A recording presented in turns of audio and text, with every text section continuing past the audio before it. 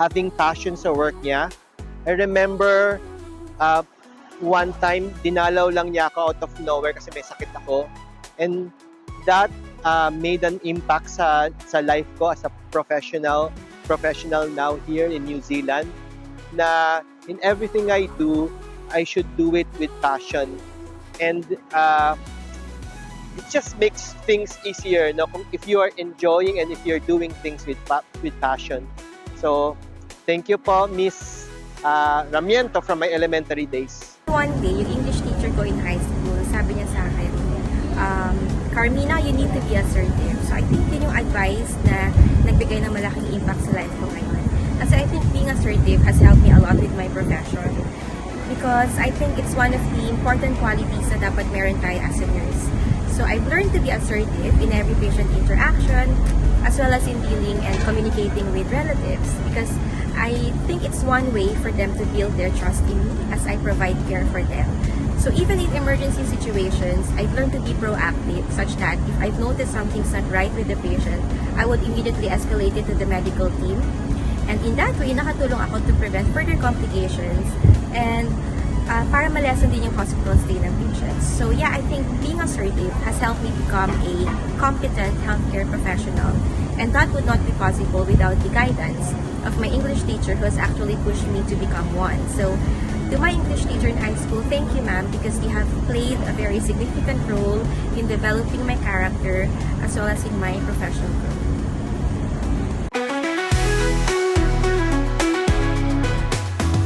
Tugasin ang ganda ng buhay.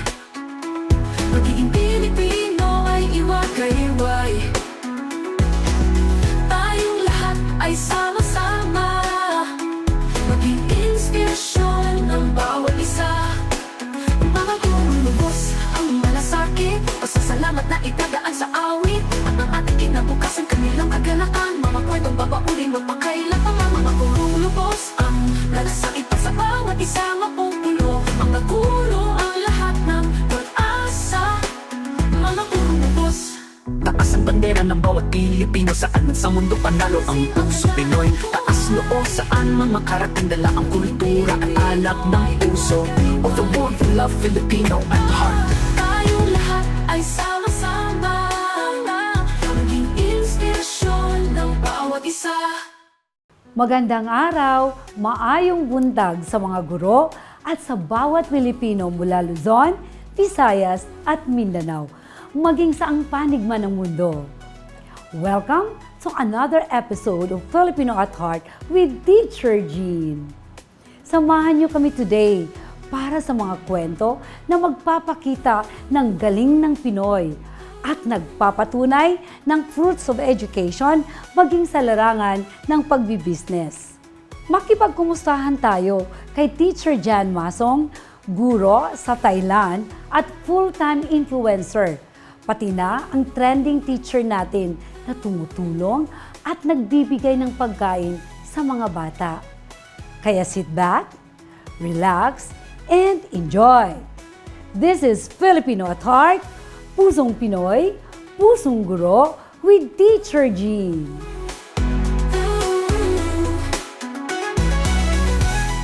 Dito sa Filipino at Heart with Teacher Jean, itinatampok natin ang mga inspiring at patok na business. Sa araw na ito, makakasama natin ang isang empowered woman na nasa likod ng isang salon. Hindi lang nagpapaganda, kundi nagpapalakas din ng self-confidence ng kanilang customers. Kasama natin ngayon si Miss April Macalinaw, ang Administrative Officer, OIC ng Divalicious Premier Salon, Valenzuela. Magandang araw sa iyo, Miss April. Magandang araw po sa iyo, Miss Jean. Kumusta po kayo? Mabuti po. Ganda-ganda mo. Nagpaganda po talaga ako today, Teacher Jean, para po makasama kayo ngayong araw. Ang galing naman. Salamat, Miss April. Ngayon, alam ko at maraming nagsabi na ang salon ninyo ay maganda talaga ang services at marami kayong mga loyal na customers. Tama po yan, Teacher Jean. Ngayon po, sa Facebook, we have 16,000 followers na po and growing. Sa TikTok naman po, which is very boom po siya ngayon, we have 1.7 million likes na po. And sa aming Instagram account din po, we have more than 5,000 followers na rin po. So, going 7 years na po ang Divalicious Premier Salon. So, marami na po talaga kaming mga nahawakang buhok, kamay, at paa. Yung mga services po, lahat po ng mga bago and trending, sinusure po namin na meron din po sa aming salon para makasabay po sa hilig at hinahanap ng mga customer. Ano naman ang bago ninyong promo or mga services na meron kayo ngayon, lalo na ngayong summer? Ay, nako Teacher Jean, ngayong summer pinaghandaan po namin yan. Kasi po, since sobrang init po ng panahon ngayon, we have added more hair treatment services para po sa mga consumers or mga customers po namin. Lalo na po yung mga mahilig mag-beach, mahilig umaura, mahilig rumampa sa kung saan saang lugar ngayon dahil sobrang init. Kailangan po well-maintained at syempre fresh looking pa rin yung buhok nila kahit po tagaktak na yung pawis. Pero yeah, we have our cysteine treatments, we have our Brazilian treatments, meron din po kaming keratin treatments, and yung mga hair botox para po sa mga exposed sa araw at sa init. Ang galing naman, pero interesado ako doon, paano pa magawa yung hair botox? Ang hair botox po tumutulong siya para mag-fill in or para po siyang nagiging semento.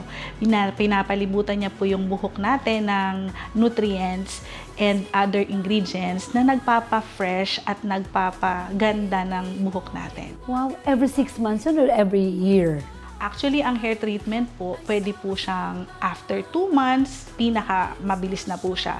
Depende po sa pag-outgrow ng inyong buhok or gaano kabilis ang tubo niya. Pwede rin po siyang every 3 months or every 6 months. Hindi po siya harmful kasi ang usual chemicals or wala po siyang mga chemicals na ingredients. So, ang ginagamit po namin is all natural and nakakatulong po siya sa air din po natin. Actually, hindi po siya nakaka-damage ng ating hangin or ng ating air. Ang nangyayari po kasi, marami na pong chemicals yung ibang mga gamot na ginagamit natin sa salon. So, nakakadagdag po siya sa pollution. Which is, ito po ay hindi. Galing, ang galing naman Miss April. Para sa ating mga manunood, paano naman sila makapag-set ng appointment? Iniimbitahan ko po kayo na pumunta sa aming salon, Divalicious Premier Salon sa Valenzuela. We are located at Unit 3, Ground Floor, Arca Strip Building, Barangay Dalandanan, Valenzuela City. And available din po lahat ng information through our social media accounts, Facebook, Instagram, and TikTok. At syempre, lalo ngayong summer, wag nating hayaang mainit na, pangit pa. So punta po kayo sa amin. We are expecting you po. Salamat muli Miss April at sa ating mga viewers, huwag kalimutang suportahan ang ating local businesses. Diyan lang po kayo, magbabalik ang Filipino at Heart with Teacher Jean.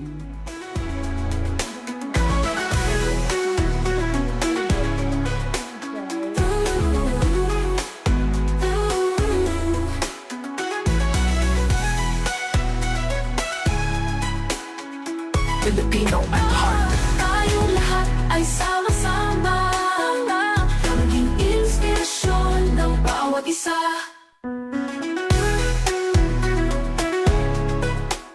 Being a principal is no easy feat, but it has its joys and its rewards. For one, the joy of working with a lot of people always inspires me.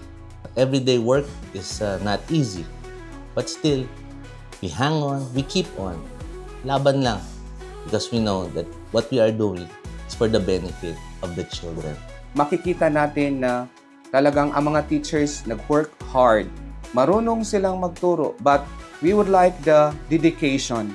So one factor that would affect the learning of our students. So they are all ready all the time, they have dedication, they come to work all early, every day, and then teach our students. And sa part din sa mga estudyante natin, so talagang nakinig sa teachers. Tapos mag-graduate sila na totoong tao.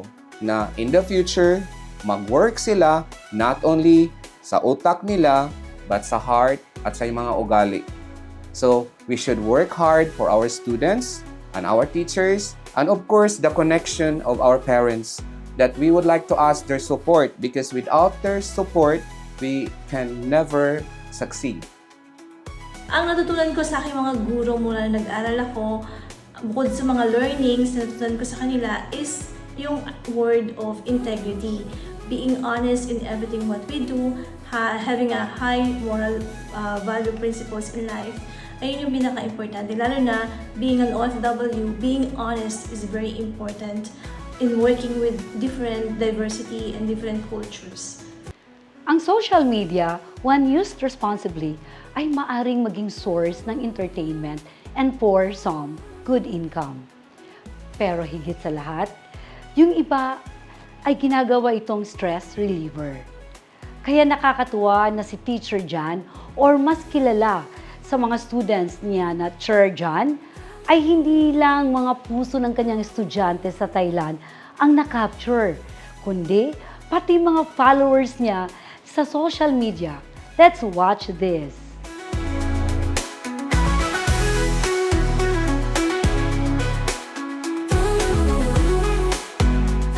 Familiar na tayo sa mga stories ng mga teachers natin na nag-migrate to try their luck abroad.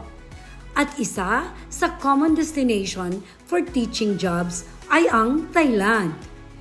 This morning, makikilala natin si Teacher Jan Masong na ngayon ay isa ng full-time content creator.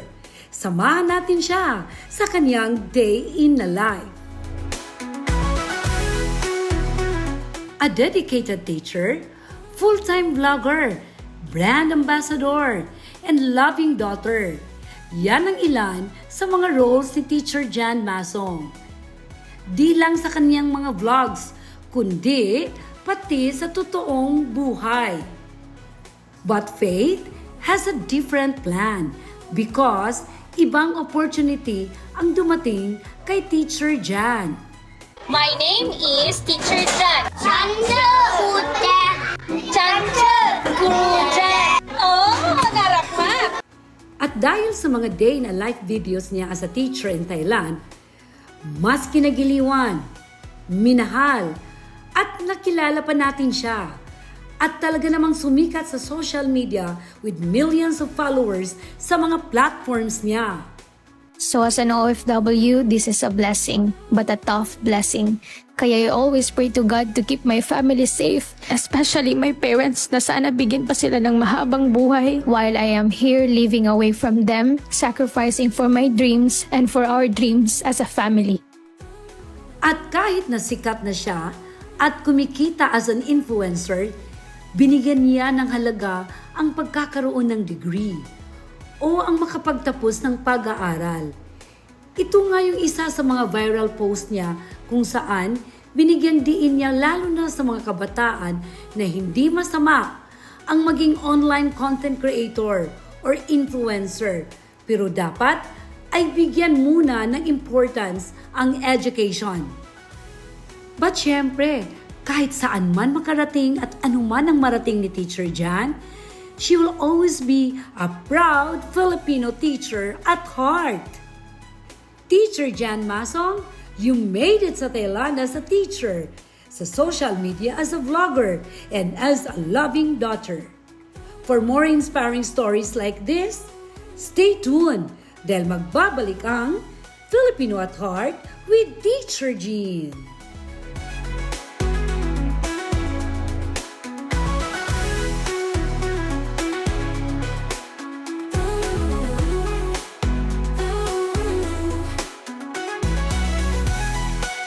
Tayong lahat ay sama-sama, maging inspirasyon ng bawat isa. Sa episode na ito ng Filipino at Heart with Teacher Jean ay pag-uusapan natin ang beauty and confidence na hatid sa atin ng iBeauty. Ang isa sa leading aesthetic clinics na nagbibigay ng world-class beauty and wellness services. Alamin natin ang inspirasyon sa likod ng iBeauty at kung paano nila ginagawang abot kaya, safe and effective ang kanilang mga treatments para sa lahat. Makakasama at makakapanayam natin ang CEO ng iBeauty na si Miss Dorothy Acutina at kasama ang beauty experts niyang sina Dr. Revinos Koo and Dr. Paul Granados. Good morning sa inyo. Good morning, Teacher Jean. Thank you for coming. For you, Miss Dorothy, bakit mo pinili ang beauty and wellness industry? Yeah, for me kasi it's not just about outer beauty and wellness. For me, it's about boosting self-confidence and of course with the help of my business partners, with the help of the doctors, I have courage to at least build the iButy. Para naman sa ating mga doctors, paano na iba ang iButy sa iba pang clinics? Doc. Teacher Jean, sa amin sa iButy, as a co-founder of iButy po, we make sure as doctors na ang mga kasamahan po namin dito na gumagawa ng mga medical procedures are board certified, licensed, and trained po sa aming mga ginagawa naming beauty treatment sa aming mga patient. Kasi kailangan po ang mga hahawak sa ating mukha at katawan ay dapat talagang lisensyado. Anong pinakakaraniwang skin concerns na na-encounter ninyo? Usually, for me, number one is discoloration ng balat. You know, many Filipinos or Filipinas would like to have a lighter or brighter skin. And not necessarily naman na gusto nila na maputi. Ang gusto lang nila, most of the time, pantay ang kutis. So, isa yon. And right now, ang aming hina-highlight sa aming clinic at this time is yung aming beauty brightening. Kasi syempre, magbibikini na naman ang mga tao, magsiswimsuit na naman sila. And also, it goes with every women na gusto nilang mas confident sila sa body nila. Now, Doc Paul, ano ang mga pinakakaraniwang surgery concerns ng inyong mga patients? Ngayon, Teacher Jean, sa iButy, meron 3 most common na concern ang mga patients regarding cosmetic surgeries. Ito ay, una-una, rhinoplasty. Ito ay surgery to enhance the structure of the nose. Pangalawa, common din sa Pilipinas ang blepharoplasty. Ito ay eyelid surgery. Eyelid. It can be done in your upper or lower eyelid. Tapos ang pangatlo, common din sa natatanong sa iButy ay liposuction. Ito ay surgery to remove the unwanted fats in your body. Ano ang proseso ng pag-consult ng patients, Doc? Sa iButy, Teacher Jean, and in our practice, common mistake sa mga patient ay yung pupunta sila sa clinic demanding this type of surgery na automatically gagawin na ng surgeon yon. In our practice, we screen patients.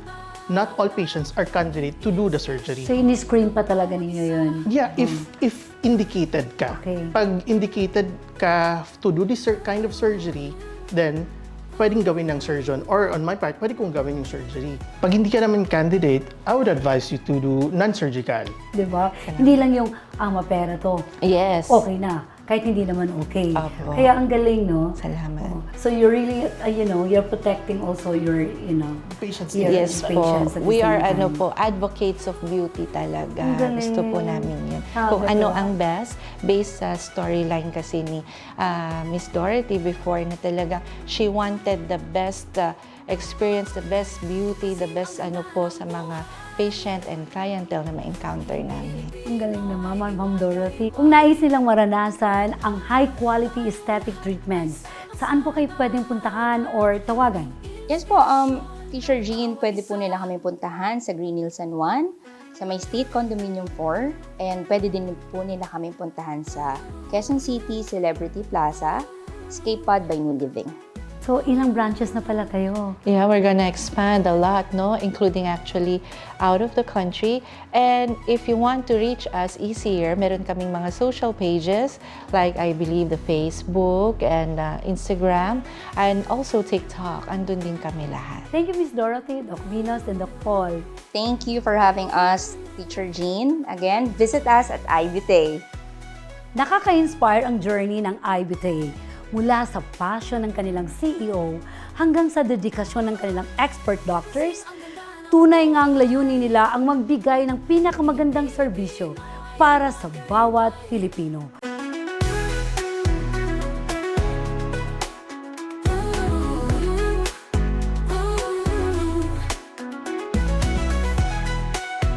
Sa likod ng milyon-milyong followers at viral videos, Isang simpleng guro ang naglilingkod hindi lamang bilang tagapagturo, kundi bilang pangalawang magulang at tagapag-alaga ng mga batang nangangarap mula sa kabundukan.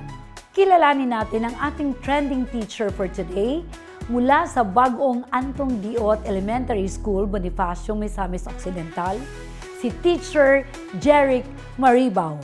Si Teacher Jeric ay may mahigit 21.8 thousand subscribers sa YouTube, 3.1 million followers sa Facebook, at 181.4 thousand followers sa TikTok. Ngunit higit sa mga numerong ito, ang tunay niyang yaman ay ang pagmamahal at malasakit na ibinubuhos niya araw-araw para sa kanyang mga estudyante. Hindi lang pagkain ang handog niya, nagbibigay din siya ng libreng sapatos sa mga batang naglalakad ng malayo at bitamina para sa kanilang kalusugan. Para sa kanya, hindi lang dapat pinapalakas ang utak. Dapat pinapalakas din ang katawan at puso ng bawat bata. Ano ang second grading exam score ng mga estudyante sa bundok? Tuwing may estudyanteng nagsusumikap at gumaganda ang grado, bigas at karne, ang gantimpala, hindi luho, kundi pagkain para sa kanilang pamilya. Dahil alam niya kung gaano kahirap ang buhay sa kabundukan. Bye-bye! At gusto niyang maging tulay ng pag-asa para sa mga pamilyang ito. Pero ang pinaka nakakahanga kay Teacher Jeric, hindi lang ang malasakit niya sa iba, kundi ang mga pinagdaanan niyang sariling laban. Habang nag-aaral, nagtrabaho siya ng iba't ibang paraan para makapagtapos noong 2024. 2 beses siyang naoperahan, June 19 dahil sa leukoma at October 1 dahil sa glaucoma. Sa kabila ng sariling pagsubok sa kalusugan, mas pinili niyang magpatuloy hindi para sa sarili kundi para sa kanyang mga estudyante. Ang kwento ni Teacher Jeric ay kwento ng sakripisyo, pagmamahal, at pagkakaroon ng pusong tunay na Filipino na matatag, maalaga, at hindi sumusuko. Sa puso niya, sapat na ang yakap at ngiti ng bawat batang natututong mangarap muli. Saludo ang Filipino at Heart with Teacher Jean sa'yo, Sir Jeric Maribaw.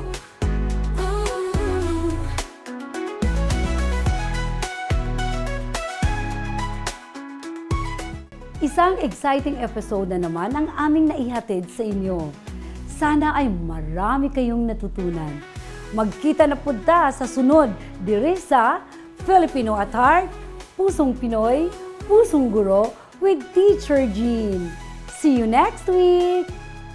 Filipino at Heart would like to thank MC Grazing Table, Mr. Bean's Coffee Bar, Aroma de Amor, J&B's Catering, Imprenta Republica Printing Services, On The Snap, Photoman, and Photo Booth by Photography, Ablasa Creatives Advertising, Grill and Guzzle Korean Barbecue Food Cart, TRS Duran Lights and Sounds, our main events, Penny Piggy Fen, Starlight International School, Sugared Food Supplement.